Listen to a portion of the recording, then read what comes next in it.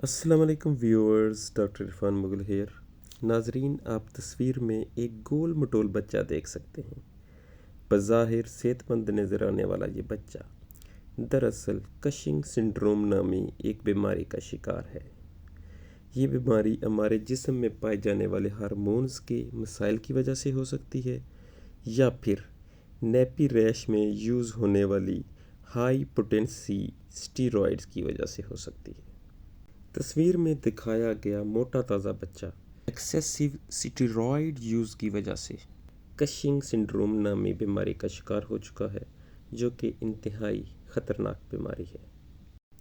اس میں تمام والدین کے لیے یہی پیغام ہے کہ نیپی ریش کے لیے ہائی پوٹینسی اسٹیرائڈز کریم جیسے ڈرموویٹ، بیٹنوویٹ اور کیناکوم وغیرہ کے استعمال سے گریز کریں۔ اس کے علاوہ لو پوٹینسی اسٹیرائڈز کریم جیسے ٹریوکاٹ، ہائیڈروزول اور کیورازول کا استعمال بھی ڈاکٹر کے مشورے سے کریں۔ اس کے علاوہ کریم کتنی مقدار میں لگانی چاہیے اور کتنے عرصے کے لیے استعمال کرنی چاہیے، یہ سب آپ مستند ڈاکٹر کی ہدایت کے مطابق کریں۔ خود سے اور لمبے عرصے کے لیے اور بار بار کریم کا استعمال نہ کریں، اور نہ ہی کسی ایسے کویک کے کہنے پہ استعمال کریں۔ کویکری نے تو ویسے بھی ہمارے ہیلتھ سسٹم کا بیڑا غرق کیا ہوا ہے۔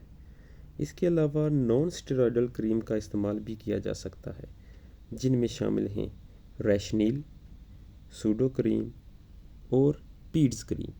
لیکن اگر 3 دن کا استعمال کرنے کے بعد بھی ریش ٹھیک نہ ہو اور اگر مزید بگڑ جائے تو ڈاکٹر کو ضرور چیک کروائیں۔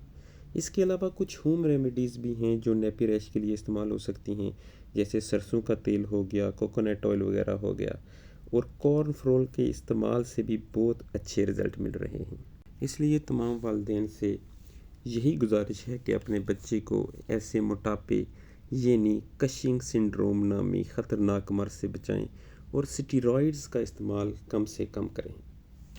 باقی کسی بھی قسم کا ڈاؤٹ ہو یا کیوریز ہوں، آپ کمنٹ سیکشن میں پوچھ سکتے ہیں۔ شکریہ۔